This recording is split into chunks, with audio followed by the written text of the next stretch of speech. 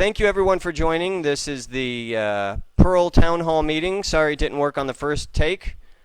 Third time's the charm. We're on the second time, so hopefully second time will also be the charm. Okay, so what we have today, I just wanted to give a brief introduction. My name is Will the Chill. Will the Chill. Some of you may know me by my legal name, Will Braswell. I am the creator of the free software that is the RPL compiler and a bunch of other stuff. So y'all may have heard of that in the past. Also, we have a lot of community events and activities in Perl software that we wanted to talk about. Okay, thanks, Mike. Sounds good now. Thank you, Benny, very much. And let's hear it for Benny, our technical support girl. Yay! My dear wife, lovely lady Benny. Thank you. You are a wonderful woman, without whom I would not have this microphone in my hand right this moment. So, okay. So yes, I'm Will the Chill, and I'm also the administrator for the Facebook Perl group. So most of you probably are. All right, today I just wanted to run through a few quick things. We're not going to go too deep today, but this will be a weekly town hall meeting. So this is our first meeting. The purpose of this meeting is really it's a general purpose meeting. We are reviewing all things related to Perl. It's kind of Perl news desk, but interactive. So right now, it's just me talking, but if you guys want to give comments, where's the comment box? Over there, maybe, for y'all. Give me some comments and tell me what you think about what we're discussing, and I'll try and keep up with that. So this is going to be, at this point, together online, and we will discuss whatever the latest Perl news is for that week. And we'll go over some projects, Perl-related stuff, and just talk about whatever we have to discuss in the Perl world that week. So there is no single specific purpose for this discussion. It is a general purpose Perl town hall. So as you can see here, oh, wrong side. As you can see here, just raise your hand or give an online comment if you have some comments. Okay, the microphone is too close. I will try and move it slightly away. Thank you, Benny. Okay, so as we already have had a brief video, our first live Perl News Desk video, the Perl conference has been canceled for this year. So, unfortunately, we will not be getting together in order to have our normal Perl conference. This is TPC-NA, the Perl conference in North America, formerly known as YAPC, yet another Perl conference. Thank you, Sean, for the link. I'm using my antique Packard Bell microphone, the oldest, still in continuous use piece of computer hardware that I own. 30 years old, maybe. Anyway, so the Perl conference has been canceled. It was supposed to be in Houston this year. It's been rescheduled already for next year. It's going to be at the same location, almost the same exact dates. It's in June of next year for 2021. Hopefully we'll all be over all of this coronavirus stuff by then. I was looking forward to it. It's in Houston, which is not far from my hometown here of Austin, Texas. But nevertheless, we are limited by the government in our ability to... okay, there we go. Sorry about that. Sean, hopefully that's better. No more puffs from the peas. We will not be meeting in person this year. However, there may be some digital or online meetings that are happening.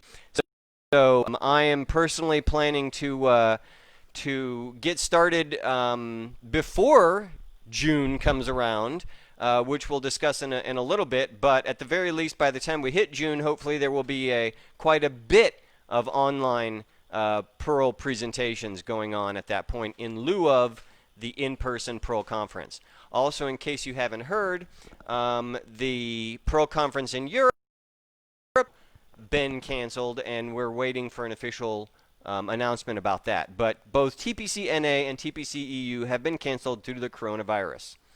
Hopefully y'all are staying safe, using your hand sanitizer, washing your hands for 20 seconds with hot soap and water, and all of those things. Don't go out if you don't have to. So if you have any comments about the Perl conference being canceled, please put them in the comment box here, and I'll try and mention all of the important comments that come up here. Welcome, Camille. Welcome, Alessandro. And everyone else that's joining us today. So, yes, the Perl conference has been canceled. We're going to have to do something online instead. I've given presentations at every Perl conference here in America for several years, and some of the other ones overseas as well. But this is an unprecedented situation. The government will not allow us to have more people together than just one single family. So essentially, you're not even supposed to go visit your friends at this point, even if it's just a one-on-one visit. So that pretty much cancels all of our Perl activities. Moving on, unless there's any more comments about the Perl conference right now, I was going to talk about another important part of what we're doing now in Perl. Obviously, we're all together on the Perl Facebook group, the Perl Programmers group, where we're watching this video right now. This is one of our main ways of getting together online and participating with one another.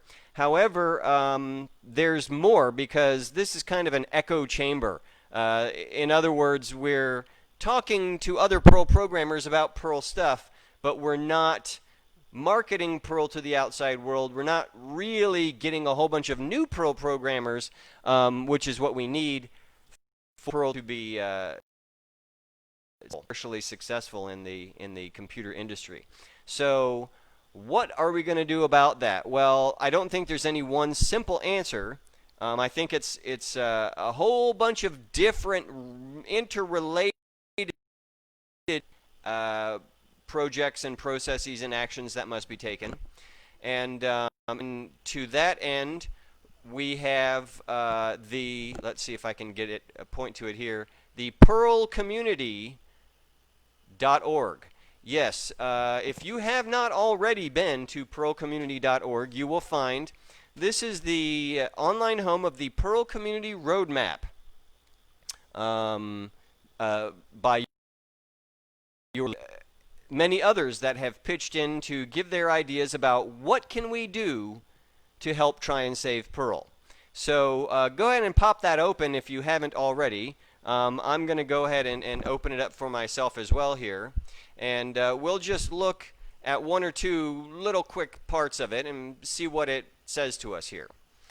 So the Perl Community Roadmap, how to put Perl back on top. And there's little quotes by Larry Wall, as we call him Saint Larry, the founder of Perl. And the quote that came up this time, it says, quote, "Maybe we can fix reality one of these days," unquote. Well, good on you, St. Larry. Hopefully we can, and by fix reality, I mean put Perl back on top. Put Perl back on the front line of people's programming choice for computer languages. So I'm just going to read through a bit of this, and I apologize if you're already familiar with it all, but if you are, then it's a good review.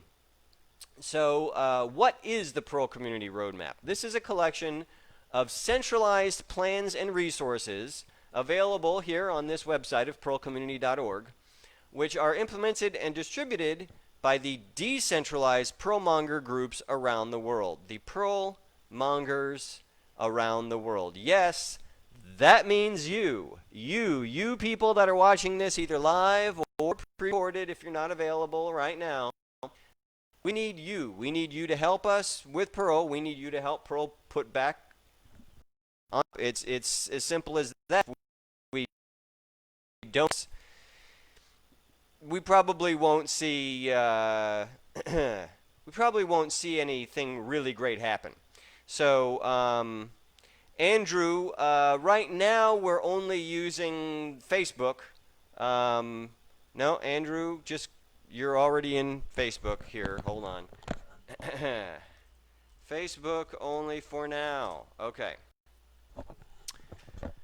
So I was trying to use the other program, but let's just stick to Facebook for now. So back to the Perl Community Roadmap. What challenges are facing Perl? Yes. Well, as one of our group moderators likes to say, Dean Hamstead, we are currently experiencing the managed decline of Perl. In other words, Perl is not doing that great. So here's a few little quotes. Here's one from Dice. Quote, if the Perl community cannot attract beginner users like Python successfully has, it runs the risk of dwindling away to a standstill. Vast repositories of hieroglyphic code looming like the halls of the mines of Moria. Yes, we've got a Tolkien reference there, which Perl programmers love. So, basically, what we're dealing with right now is, the need to boost Perl back up again. So, I have already a complaint. We don't need more people in Perl. I hate the whole Perl is dead argument. It's boring. Just get over it. Let's talk about the cool Perl stuff. Well, I wish I could get over it, but we are in the managed decline of Perl, and if all you think we need to do is talk about Perl cool stuff, then that's echo chamber only. We've got to get beyond the echo chamber here. So, come on, Andrew, get something done. Okay, anywho,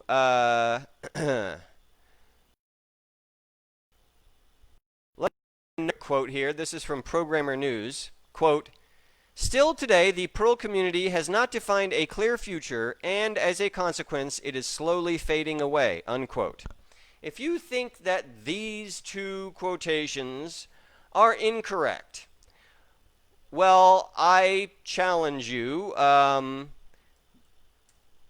prove me wrong, because I have about 10 other quotations that are even more damaging or damning in a way. I just deleted them from this page because they were a little bit too depressing. And we got feedback that said it would be better not to do so. So, anyway, so, okay, well, Andrew, you're welcome to have a laugh and chat about Perl. I mean, we're trying to save Perl here. Okay, this is, we have a serious challenge ahead of us. And this is only our first Perl Town Hall, so just bear with us, please. What we're going about now is our vision for Perl. So first of all, as mentioned, we want to put Perl back on top. What does it mean? Well, if you look back in the history of the internet, a mere 15 years, you will see that Perl in April of 2005 was the number 3 language in the world. That's right. We were third. The only two that were ahead of us was Java and C. So 2005 was really awesome, and unfortunately we've been struggling since then. So putting Perl back on top means to move back up, and what I would like to achieve is to be number 1. In fact, I believe this is quite possible for us to achieve, although perhaps not easy, but possible. So it's going to take a lot of work, but we can become the number 1 language. Perl can become number 1 again. And St. Larry actually has a little quote. It's a silly quote, but there. And the Perl book. Whether you're learning Perl because you want to save the world, or just because you are curious, or because your boss told you to, This handbook will lead you through both the basics and the intricacies. So, some of us may, in fact, be interested in saving the world. The rest of us, it's fine if you just want to work on programming projects. That's cool too. But there is kind of a bigger picture here, and that bigger picture is using Perl to help others, using Perl to help the world become a better place. And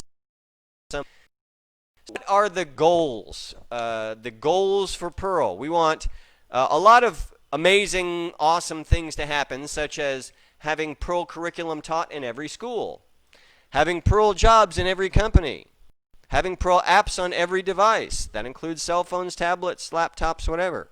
Making Perl accessible to every person. Having Perl as the fastest language in the world, and having Perl as the most popular language in the world. So those are our top 6 goals. If you think we should have some other goals, cool, let us know.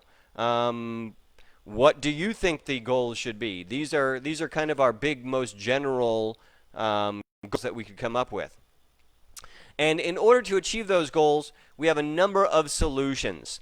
And these solutions are grouped into 6 more categories, which are education, industry, apps, accessibility, performance, and marketing. And I'm not going to go through each of these because each one of them has 10 or 15 individual subheadings, within each of which there could be dozens of projects. So this is really kind of an expansive idea. But let's just start at the beginning, I guess, and talk about education for a few minutes. Perl education. So what is Perl education, and why should we care about it? Well, as we mentioned, we'd like to have a Perl curriculum in every school.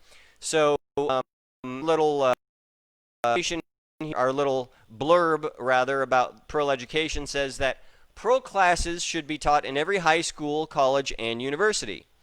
We will start by targeting teenagers who are most likely to be interested in becoming software developers. So we don't want teenagers who want to become movie stars, and we don't want to target a bunch of middle-aged people who are already programmers, although those groups certainly could use attention. But where we're going to start is teenagers who are interested in software development.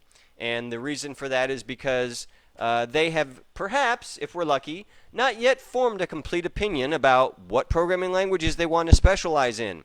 And they haven't spent decades learning some syntax sugar for some specific languages already. So they are more flexible in their ability to choose Perl, for example, to start with. Okay, so let's click on the education thing, and it gives us a few little bullet points here. So let's just look at what these say. In the past, Perl classes could be found at many educational institutions, and this was quite some time in the past, again, maybe 15 years ago or longer, but there's a time to find Perl classes. In fact, if you search for Perl classes online, you can find a whole bunch of colleges and other educational institutions that have had them in the past. However, currently most software courses teach either Python or Java. So I'm guessing that many of you have had pressure by your clients or your boss or whomever to learn Python or Java. And I have personally not done that. I only use Perl, at least for server-side programming. But I'm guessing many of us have had to learn Python or Java already just because we had no other choice. So that was the only option available to us. So right now, if you were to try and create a new Perl classical community college, for example, you would almost certainly be met with indifference or rejection. In fact, I know this for a fact because Jay Knapp and myself and a few others here in the Austin Pearlmongers have tried several times over the past few years to get a Perl class started, and we were working with some of the local colleges and so forth, but we were never able to get enough students to sign up so that the classes would come to fruition. So it never happened. The classes didn't make, to use Texas slang. So now, where do we have to go from here? We are creating a new Perl curriculum and an educational gaming platform that targets teens and young adults. So this is tentatively called Perl Teens, and we would have a curriculum that is similar to what you might find again in a community college course. It's an actual curriculum that takes you through programming exercises and teaches you the basic concepts of programming, and so you learn Perl from scratch. Also, this curriculum, we are working on an educational gaming platform. So this would be something like an online role-playing game. So you get to choose your little game character. Maybe it's a camel, maybe it's an onion, maybe it's something else.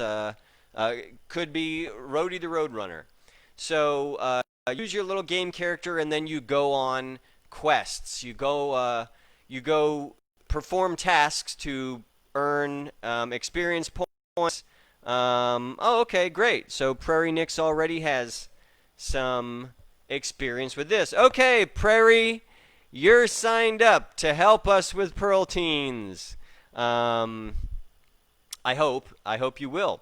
So yeah, we want to have an online game where the game players have their own characters, and they are able to essentially go through these Perl tasks, Perl quests, in order to gain experience points, in order to problems, learn about structure and so forth, interact with other characters, fight against the bosses, all of the things that are in a game, all of the things that are in a fun online game.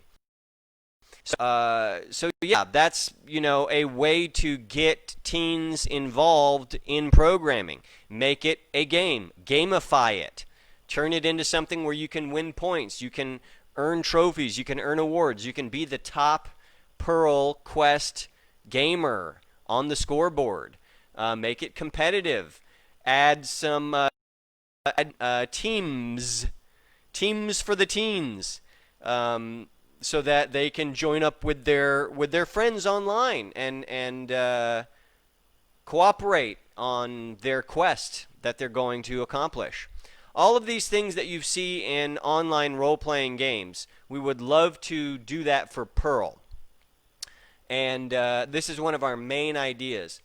Also, in addition to the curriculum and the game, each Pearlmongers group should be organizing fun educational activities in your local communities. Now, we are obviously quarantined right now because of the coronavirus. However, once the quarantine is over, then we'll be going back out to do these activities in such venues as our local libraries, community centers, even the local public schools and private schools. You can get involved and start some classes, get some teens involved in programming. Prairie Nix says, I started to create some curriculum through Perl Sushi for Coder Dojo. Okay, great. Well, let's get together and work on the curriculum then. That should be good. It should benefit everyone, hopefully. Okay, so let's do a little bit. Oh, wait, we have one last line here. The goal is to have our Perl curriculum in every school on Earth. Yes, I know. These are very pie in the sky, go for the goal. Hello, maniacal.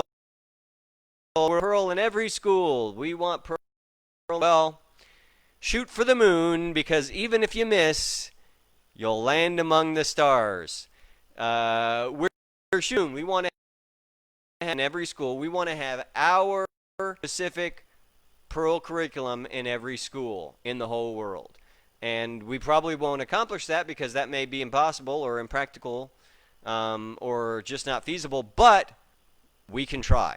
And that will put us so much closer to our goal by doing so. Let's look a little bit more at this education tab, since today's focus education. We already talked about some of these concepts, but let's just run through it real quick here, because there's a bit more to it.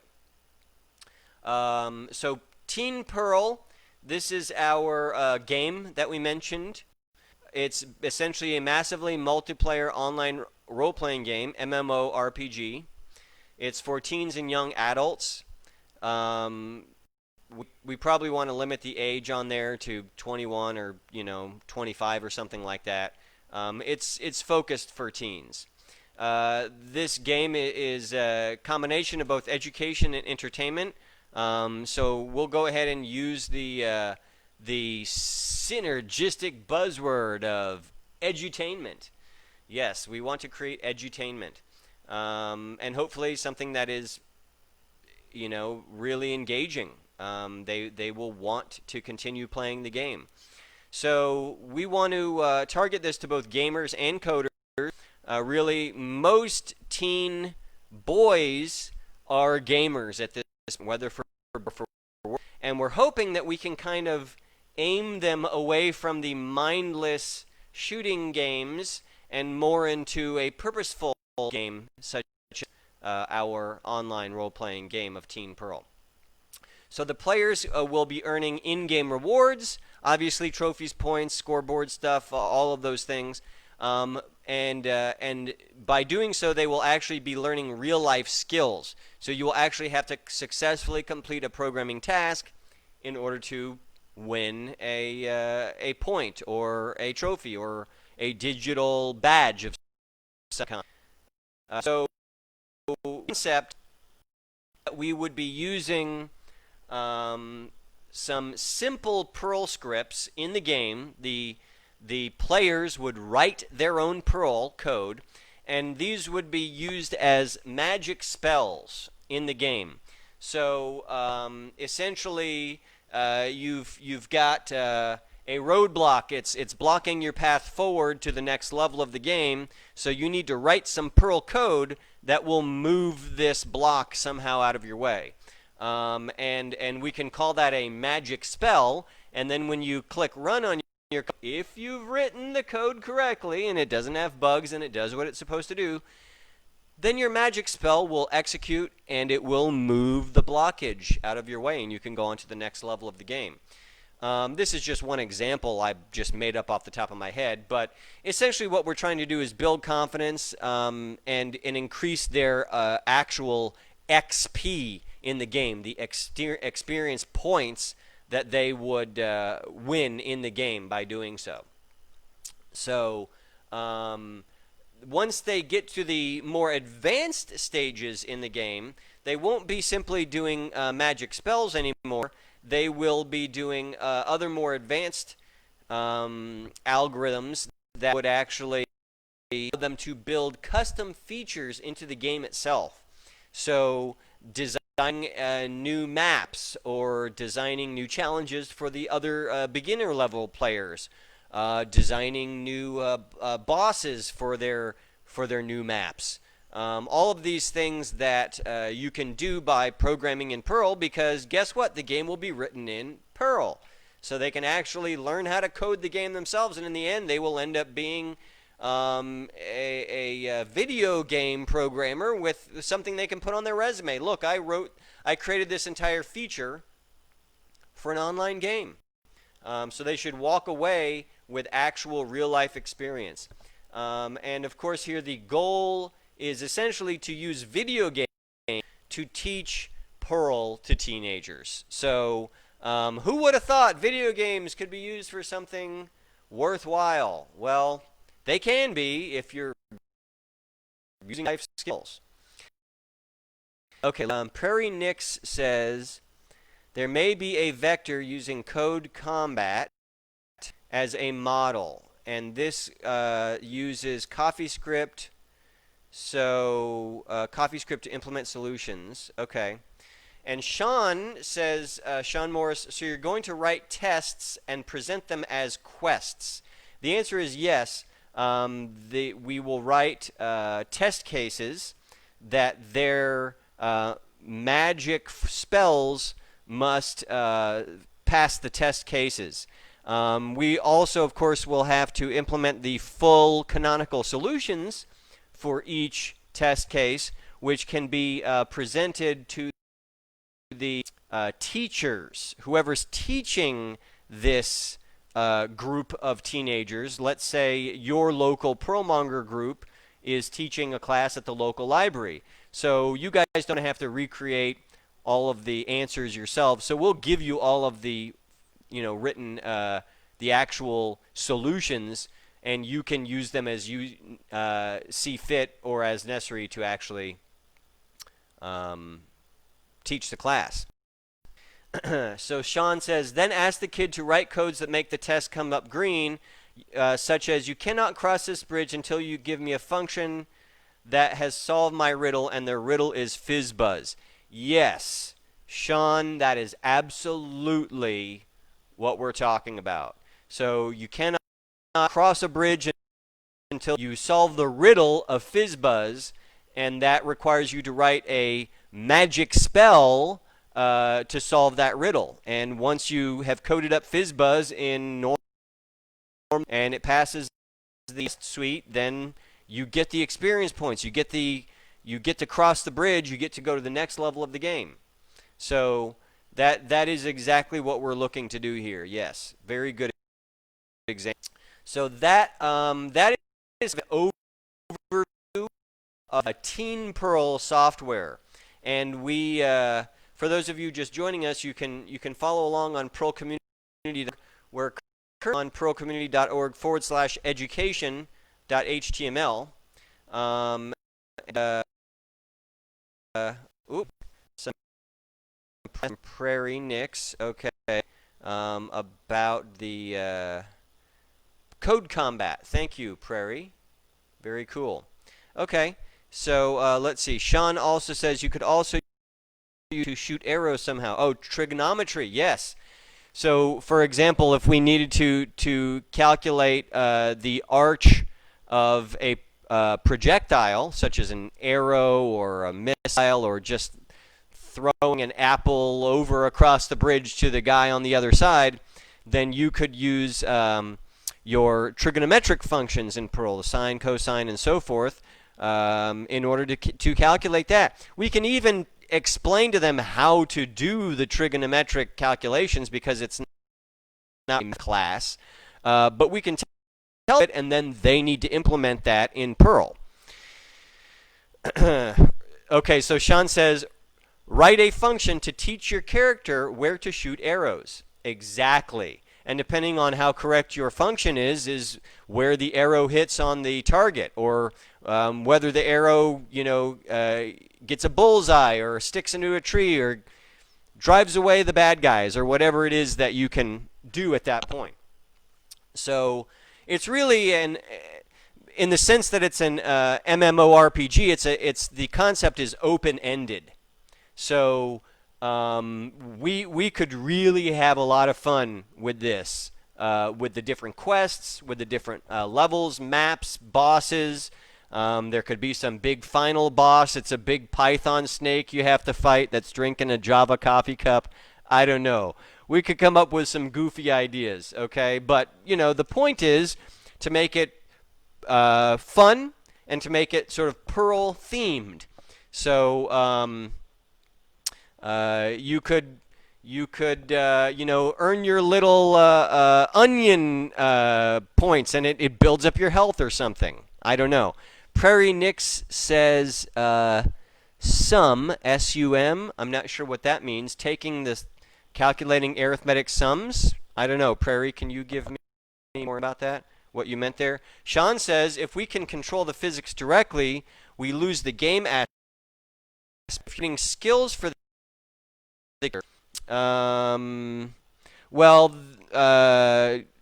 there are many physics games, Sean. You should now. I will give the disclaimer that I'm not a gamer. I was a teenager. Then I started writing code. I wrote my own 3D first-person shooter game, and after that, I no longer played games anymore. They lost most attraction to me. However, I did play one game a couple years ago. Played it all the way through in about a day, and I was able to beat the game. It was really fun. Crayon Physics. It's a very unique game, and it's all about physics, and it's a really fun game that gamifies physics. So we can definitely incorporate physics as part of the game. Okay, so let's see. Sean says no, wait. Prairie Nick says Wumpus. Okay. Oh, Wumpus. Okay. I believe that is a reference to an old video game. Yes, an old video game. I have to give us a little more context for that comment. But anyway, it's an open-ended idea that essentially gives us the ability to create an ongoing development process for this game. Essentially, it could we can keep adding levels ad nauseum. I mean, we can keep adding new challenges, new coding quests, new bad guys, new bosses that have to be fought. We could come out with extensions or plugins or all of these new features. So, okay. Prairie Nick says Wumpus is a game with arrows. Yes. I think take up bowling. Oh wait, that's not bowling. That's archery. Yes. So we do quite a bit of archery in Scouts. I am qualified to teach archery to Cub Scouts. But I don't think that qualifies me to write the physics software for archery. I would have to do a little bit of studying up for that one. So, anywho, that's quite a bit about our that is called Teen Perl, and I currently have a placeholder website, teenperl.com. I have placeholder websites for pretty much all of these. So I do need people to volunteer. Come on, join us and help me build the Teen Perl web. In fact, I am assigning website administrators now. So if anybody wants to get a jump on building Teen Perl with me, I want you to help build teenperl.com. And so yeah, we can all pitch in and make it happen. Okay, moving on. There is another idea confused with Teen Perl, which is our software, but we have an idea for a group called Perl Teens, and this is essentially the teen version of Perlmongers. So Perlmongers is a loosely knit global organization of which most of us are members, and Perlmongers gets together to have burgers and beer and look at Perl presentations. So with Perl Teens, basically what we're looking to do is to make a meetup group. It's very similar. This is again for teens and young adults. The club members are really there to make new friends and to participate in fun activities. So it's got to be friendly, it's got to be fun. Otherwise, who would want to join in? Certainly not teens. Every Perl Teens chapter is sponsored by a nearby Perlmongers group. Let me repeat that. Every Perl Teens chapter is sponsored by a nearby Perlmongers group. So, conversely, in an ideal world, every Perlmongers group will be sponsoring a chapter of Perl Teens. And I think this is something that those Perlmongers with teenaged children should have a relatively easy time. I do not have any teenage children, but I'm got in church, Sunday school kids, wherever you interact at the local library and so forth, wherever there are teens that are available and that want to, this is something that should be appealing to the masses. And so the chapters, each chapter of Perl Teens is youth-led. This is a term that comes from the Boy Scouts, and what it means is that we let the teenagers lead themselves. Now, it doesn't mean that we let them walk off a cliff or do something dangerous. That's why we have the Perlmongers that provide adult support and chaperoning, so that nothing dangerous or illegal or unfriendly should happen. But the youth should be able to decide what they want to do. They can choose their own activities, they can choose their own projects, they can choose what they want to work on that meeting, whatever. It's youth-led. What we want to do is have planning meetings that would be held in stable locations such as a library or someone's home. Then we want to have activities. These would be things like high-tech field trips, Teen Perl gaming parties, hackathon, lock-ins. That's like an overnight event where the teens get locked into a building so they can't leave and go off-site in the middle of the night. And essentially, they can stay up as late as they want. When I was a teenager, we did a lot of lock-ins through the youth group, and we would stay up as late as we could. And as long as some activities that are edifying or useful in some way, then it doesn't matter if they stay up all night, because they're staying up all night to work on some code, or they're staying up all night to make some more Perl friends. And those are things that we want to be doing. So there's no need to pull them out or force them to go to sleep because it's 1 o'clock in the morning. Hey, you can stay up till sunrise if you're writing Perl code. I think it's great. Sleep until noon the next day if you want to.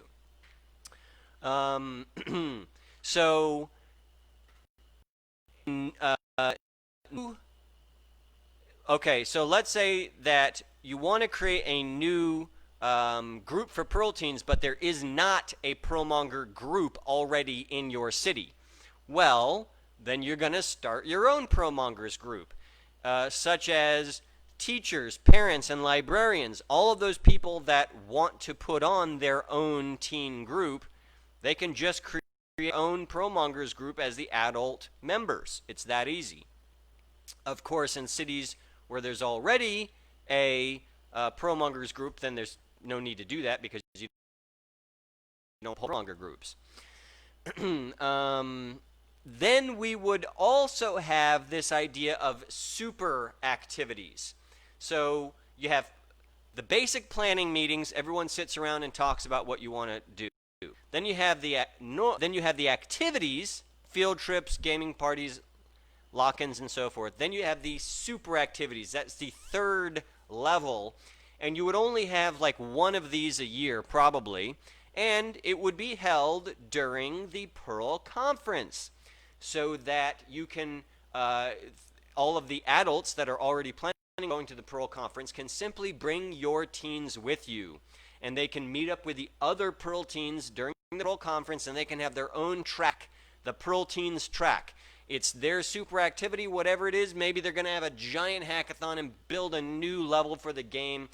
Maybe they're going to, go out and actually go socialize together with chaperones, of course. Or who knows what. It's a youth-led group, so they can choose whatever super activities they want. And the reason we would do this at the Perl conference is because of travel. The adults are already traveling to the Perl conference, and there's already going to be Perl activities there, such as the lightning talks that the youth can probably sit in on. And they might even have a chance to meet St. Larry or some other, important people, such as Merlin or myself or the Pumpkins or whomever. So it would be a good chance for them to get exposed to the Perl conference to see what it's like to be a professional adult programmer, and hopefully they would keep coming back to the conferences. Okay, Luis, hello, yes. Join us. Please go to Perl and click on the education page. We're going through the education page today. We're talking about Perl education. So we've already talked about Teen Perl, the online game, which, by the way, if we have another cooler name for, I'm open to suggestions. We talked about Perl Teens, which is the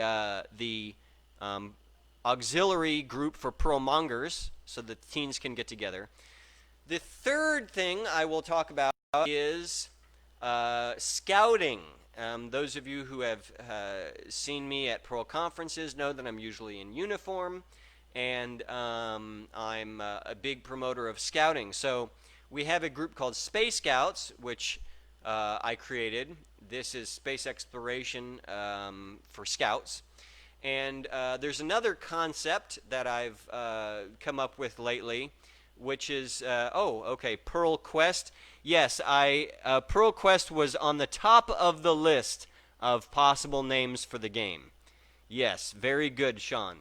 I am open to using Perl Quest if we think that, if a lot of people vote on that, and by people I mean people that are involved in developing the game. So yes, Perl Quest is actually currently at the top of the list. Anyway, back to scouting. There's an idea of Perl Scouts, which is kind of sounds funny because obviously there's already Girl Scouts, but now there's coeducational scouting within Boy Scouts of America. We now allow girls in the Boy Scouts, which is confusing, but it's true. It's a new thing. If you haven't heard of that, it's really just in the last few months. So we're talking about coeducational scouting, boys and girls. Now we have the option of combining them together. In Space Scouts, we actually have boys and girls together in the same group. In Perl Scouts, we can give each group the choice. They can either have boys and girls with their own separate units, or they can combine them together into one unit. So I'll just read through a few little highlights here. Space Scouts and Perl Scouts are coeducational youth leadership groups for teens and young adults, and these are officially chartered through the Boy Scouts of America. So this is an official type thing. Now, I have not chartered any Perl Scout units yet. I have chartered one Space Scout unit, which is my unit. It's it's Space Scout Ship 1701 Enterprise.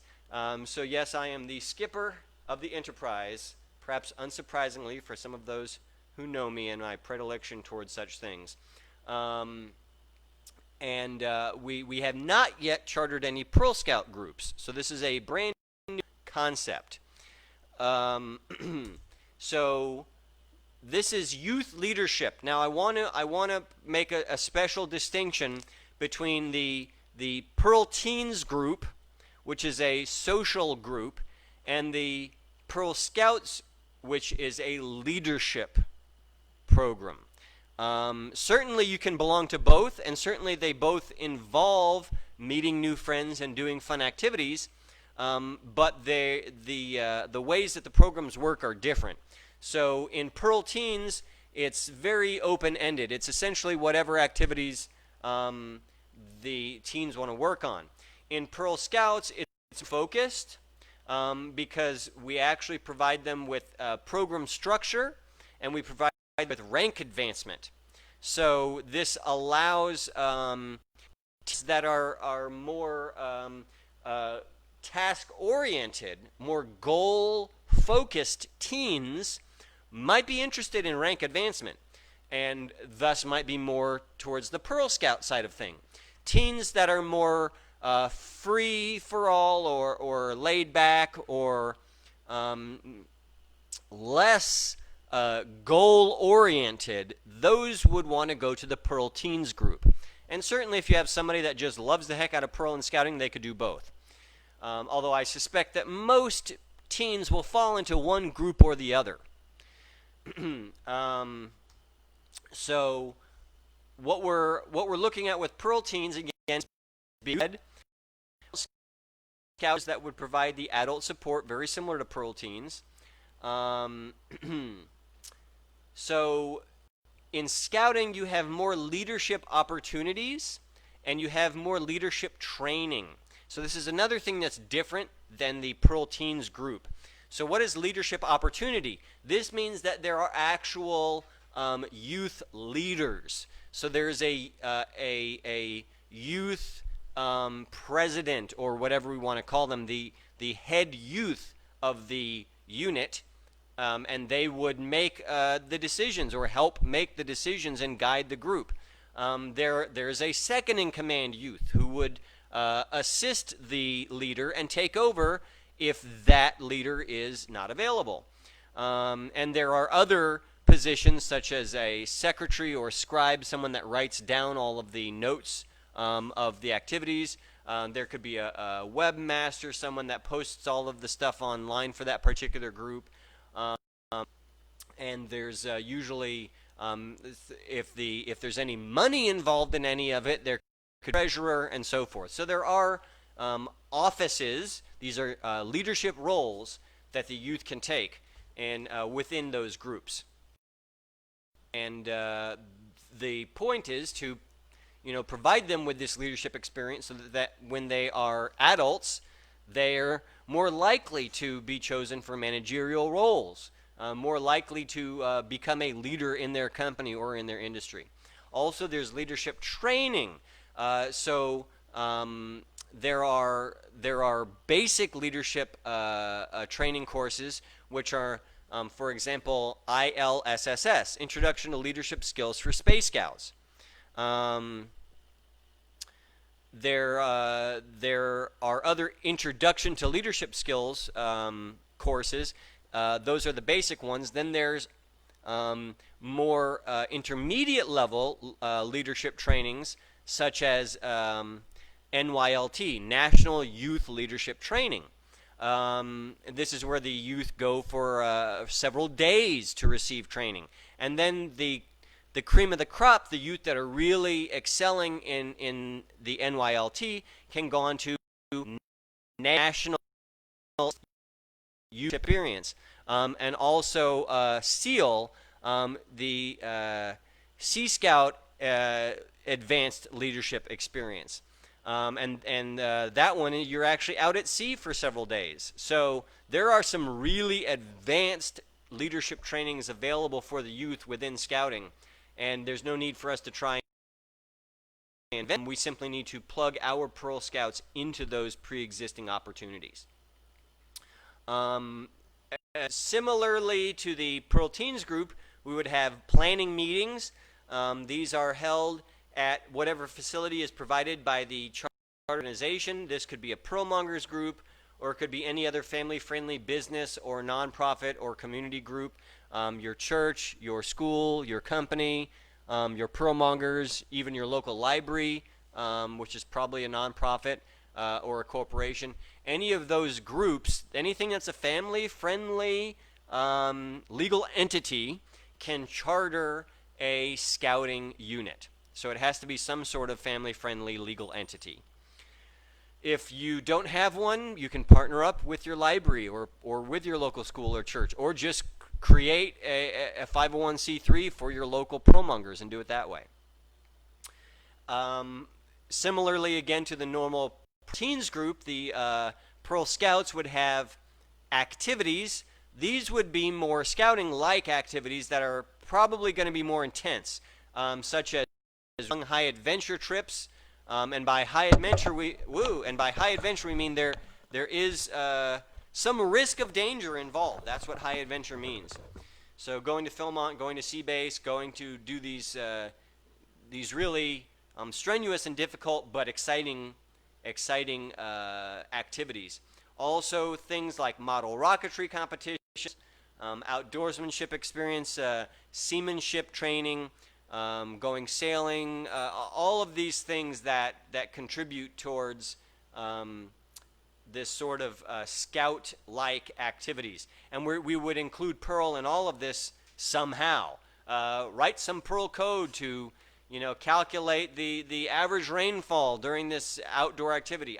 I don't know off the top of my head, but there's a lot. We would again have super activities, and these would be joint super activities held in cooperation with the Perl Teens. So there is an overlap.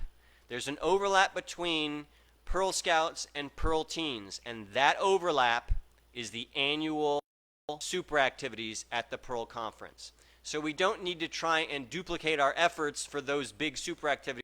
They're usually pretty complicated, and again, it involves travel to get everyone together.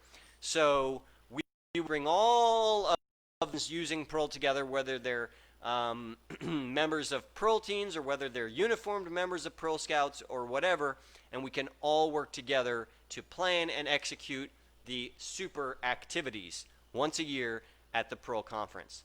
And the goal here is to use scouting activities to teach teens how to program in Perl. So it's this very similar goal to Perl Teens, but it's for those teens that are more goal-oriented. And I think, again, that we will find quite a lot of teens that may gravitate towards these two different groups because they provide different types of structure and different types of activities. Moving on, we have the certified programmer. This is actually an official certification that we will offer online. This is an award that is available to teens and young adults, and it's actually a a diploma, a framed certificate that they will receive with our gold foil stamp certification, and something that they can actually put on their resume. So this is a certification that a youth has achieved a significant level of proficiency as a Perl programmer. So students, in order to achieve this, the students would work through a number of standard exercises. Would be part of our curriculum that we were mentioning, was mentioning, and we would essentially have them working through either a dry textbook version of the curriculum if they just want to get it all done and crank through it. Hey, some teens don't need gamification. Some teens don't need scouting activities. Some teens just want a textbook and get that code done and give me my certification because I did the work. You know what? That's fine, because the whole point is for them to learn Perl. If they don't need games and friends and outdoor scouting stuff to learn Perl, more power to them. Those are going to be the most focused, laser-focused teens. And they can just download the curriculum and work on it and do it and submit their work. However, I would expect that a lot of the teens will go through the game or the social group or the scouting group because those are, we'll just say, easier or more friendly mechanisms for achieving the same thing. So we want to give people several options. They're essentially going to have 4 different options for working, at least 4 different options that we've covered so far just now today for working on the same curriculum. Game, social group, scouting group, or just plain textbook. And everybody's different. Everybody has a different learning style. Every teen has a different attention span, different amount of time that they have available during the day, and so forth. So they can choose however they want to do it. So we would have, for the Certified Youth Programmer, there would be a minimum of 8 months of regular Perl activities that they must log officially. And this would include such things as attending Perl Teens or Perl Scouts, the meetup groups. It would include attending, excuse me, it would include attending Perl conferences, and it would include attending Perl meetings, or even other conferences where they can meet up with Perl people and do Perl stuff. So we'll be pretty open on that as long as they are actually attending regular Perl activities. Probably something along the lines of at least once every month or two. They would need to attend a Perl activity and get signed off on that by an adult leader that they did actually do that activity. In addition to working through coding exercises and 18 months of activities, they would be required to complete a final project. And this is where they would be leading a team of their peers, or teenagers, and they would build a real-life software system. So again, there's no specific rules on what that has to be. Something that's useful and helpful and legal and good in some way. They can, find some task that they want to accomplish in their own home or in their school or in their parents' workplace or whatever it is. Find some task that they can implement in Perl, a real-life software system. Once they have completed their coding exercises, their 18 months of activities, and their final project, that will trigger their successful completion of the Certified Youth Programmer program. At that time, students would receive as I mentioned, a framed diploma suitable for framing. Yes. A nice diploma, and as well as a graduation ceremony. So whether that be a digital ceremony or in person, hopefully if they're actually somewhere that a group is meeting, then they can have an in-person graduation ceremony.